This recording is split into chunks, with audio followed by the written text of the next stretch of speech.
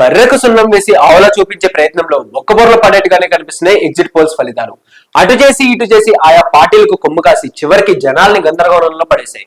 కొన్ని సర్వే సంస్థలు ఏపీలో జగన్ ప్రపంచం ఖాయమని అంటుంటే కూటమిది గెలుపంటూ మరికొన్ని సర్వే సంస్థలు ఫలితాలను వెల్లడించాయి. ఈ నేపథ్యంలోనే ఏపీలో ఫ్యాన్ గాలి మళ్లీ వేయబోతుందే ప్రచారం ఊపందుకోవడంతో అబ్బా బాబు అంటూ సీన్లోకి వచ్చేసింది వివాదాస్పద నటి కరాటి కళ్యాణి. బీజేపీ నాయకురాలుగా సినీ నటిగా ఎక్కడ వివాదం ఉంటే అక్కడ వాలిపోయే కరాటి కళ్యాణి తాజాగా ఎగ్జిట్ పోల్స్ ఫలితాలపై సెటైర్ వేసింది.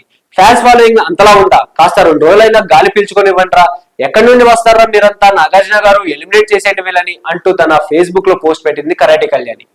కొన్ని గంటలు ఆగితే ఎవరిని ఎలిమినేట్ చేశారో ఎవరు పట్టం కట్టిస్తారో తెలిసిపోతుందిగా కళ్యాణి. మధ్యలోకి నాగార్జున గారిని ఇన్వాల్వ్ చేయడం ఎందుకులే కానీ ఆయన ఏదో బిగ్ బాస్ 8 కి సంబంధించి హోస్టింగ్ ఎలా చేయాలా, కంటెస్టెంట్స్ మధ్య పెంట ఎలా పెట్టాలా అనే ఆలోచనలో బిజీగా అయిపోయారులే కానీ ఈ ఎగ్జిట్ పోల్స్ ఫలితాల సరళి ఎలా ఉందో చూద్దాం.